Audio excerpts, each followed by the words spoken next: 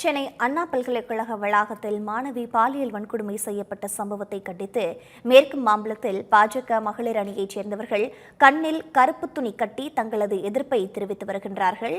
இது தொடர்பான கூடுதல் விவரங்களோடு இணைப்பில் இருக்கிறார் செய்தியாளர் வீரகுமார்.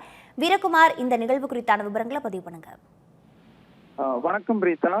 அண்ணா பல்கலைக்கழகத்துல படிக்கக்கூடிய மாணவி பாலியல் வன்கொடுமை செய்யப்பட்ட சம்பவமானது கடந்த ஒரு வாரத்திற்கு மேலாக தமிழ்நாடு மட்டுமல்லாமல் இந்தியா முழுவதுமே பெரிய பரபரப்பையும் ஆச்சரியத்தையும் ஏற்படுத்திக் கொண்டிருக்கக்கூடிய சூழ்நிலையில தமிழ்நாடு முழுவதுமே பல்வேறு கட்சிகளும் இதற்கு எதிர்ப்பு தெரிவித்து தங்களுடைய ஆர்ப்பாட்டங்களையும் போராட்டங்களையும் தொடர்ச்சியாக நடத்தி வந்தார்கள்.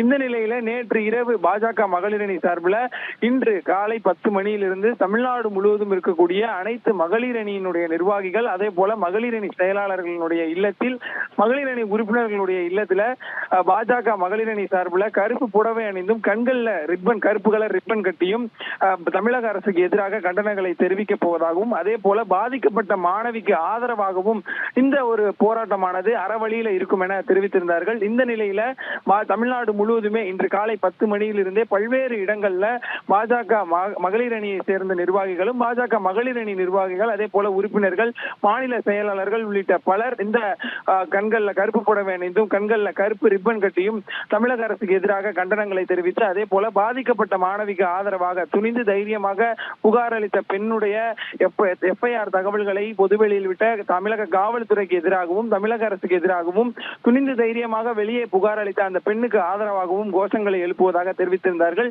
இந்த நிலையில இன்று காலை 10 மணியிலிருந்தே பாஜகவினுடைய பல்வேறு மாவட்டங்கள் கன்னியாகுமரி, சேலம், ஈரோடு, தூத்துக்குடி, சென்னையினுடைய புறநகர் மாவட்டங்கள் செங்கல்பட்டு, காஞ்சிபுரம் உள்ளிட்ட பல இடங்கள்ல தமிழகம் முழுவதுமே பாஜக மகளிர் அணி சார்பில் இந்த ஒரு போராட்டமானது அறவழியில் நடந்தது.